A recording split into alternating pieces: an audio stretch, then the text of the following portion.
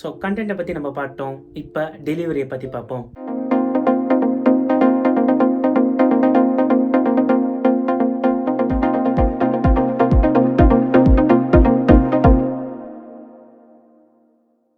டெலிவரினா இந்த கண்டென்ட்டை எப்படி நம்ம வந்து மக்கள்கிட்ட கொண்டு போய் சேர்க்குறோம் அப்படிங்கிறத பொறுத்து தான். So number 4, proper eye contact. உங்கள் வாழ்க்கையில் நான் சொல்கிற மாதிரி கண்டிப்பாக ஒருத்தர் இருந்திருப்பார்.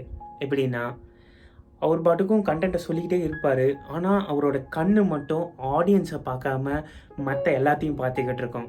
ஸோ அப்படிப்பட்ட ஒரு கூட்டத்தில் நீங்கள் ஒரு ஆடியன்ஸாக இருந்தீங்கன்னா எப்படி நீங்கள் ஃபீல் பண்ணுவீங்க?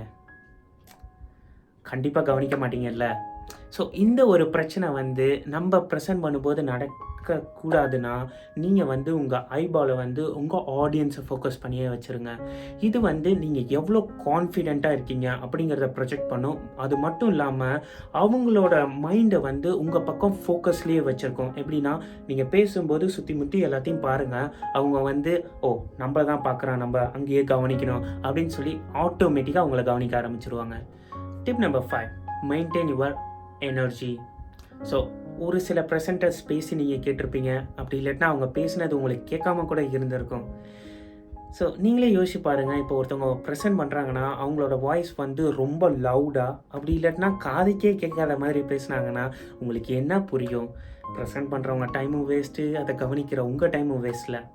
ஸோ இந்த ஒரு பிரச்சனை நம்ம ப்ரெசன்டேஷனில் பாதிக்காமல் இருக்கணும்னா, நீங்கள் வந்து ஒரு கன்சிஸ்டண்டான எனர்ஜி லெவலில் வந்து நீங்கள் உங்கள் ஸ்பீச்சை வந்து நீங்கள் டெலிவர் பண்ணணும்.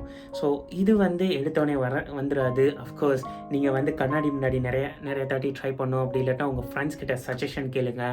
மேக் ஷூர் தட் நீங்கள் பேசுகிறது வந்து உங்கள் ரூமில் கடைசியில் உட்காந்துருக்கிறவர் காதுக்கு கேட்குற மாதிரி பேசுங்க. Tip number 6, proper use of slides. எந்த ஒரு ப்ரெசன்டேஷனுமே ஸ்லைட்ஸ் இல்லாமல் நடக்கிறதுங்கிறது வந்து ரொம்ப ரொம்ப அரிது. அது மட்டும் இல்லாமல் ஸ்லைட்ஸை நான் சொன்னோடனே உங்கள் ஞாபகத்துக்கு வரும். ஒரு பவர் பாயிண்ட் ஸ்லைடில் வந்து ப்ரெசென்டர் என்னென்ன பேசணும்னு நினைக்கிறாங்களோ அதை எல்லாத்தையும் எழுதி வச்சுருப்பாங்க. அதை வந்து ஆடியன்ஸுக்கு தெரிகிற மாதிரி ஃப்ளாஷ் அவுட் பண்ணுவாங்களே, அதுதானே ஸ்லைட்ஸ். அப்படி நீங்கள் நினச்சிங்கன்னா அது ரொம்ப ரொம்ப தப்பு. எந்த ஒரு ஸ்லைட்ஸுமே அப்படி ஃபுல்லாக டெக்ஸ்ட்டை எழுதி விட்டு மக்களுக்கு தெரிகிற மாதிரி காமிச்சாங்கன்னா அந்த இடத்துல நீங்கள் தேவையே இல்லையே. அந்த ஸ்லைட்ஸை மட்டும் ஆடியன்ஸ் கையில் கொடுத்துட்டு இதுதான் என் ஐடியா அப்படின்னு சொல்லிட்டு போய்கிட்டே இருக்கலாமே. ஸோ இதுதான் அங்கே லாஜிக்.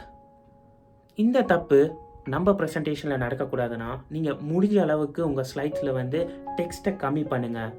அதை பார்த்தா உங்களுக்கு புரியணும். புரிஞ்சு அதை வச்சு நீங்கள் ஒரு கதை சொல்லணும். அது மாதிரி. அது மட்டும் இல்லாமல் உங்கள் ஸ்லைட்ஸில் வந்து நிறையா டயக்ராம்ஸ் கொடுங்க. அப்படின்னா தான் அவங்களுக்கு வந்து காட்டி நல்லா விளக்கறதுக்கு ரொம்ப சுலபமாக இருக்கும். நான் சொன்ன ப்ரெசன்டேஷன் டிப்ஸ் இல்லாமல் நீங்கள் உங்கள் வாழ்க்கையில் ஏதாவது இன்ட்ரெஸ்டிங்கான டிப்ஸ் ஃபாலோ பண்ணுறீங்கன்னா மறக்காமல் கமெண்ட்ஸில் சொல்லுங்கள். அது மட்டும் இல்லாமல் நம்ம சேனலோட க்ரோத்துக்கு நீங்கள் கான்ட்ரிபியூட் பண்ணணும்னு நினச்சிங்கன்னா கீழே டிஸ்கிரிப்ஷனில் கொடுத்துருக்க ஃபீட்பேக் ஃபார்ம் லிங்கை கிளிக் பண்ணி ஃபீட்பேக் கொடுங்க. மீண்டும் அடுத்த ஃப்ரைடே உங்களை சந்திக்கிறேன். நான் உங்கள் தோழன் Vignesh from the gateway to mastery channel. Take care.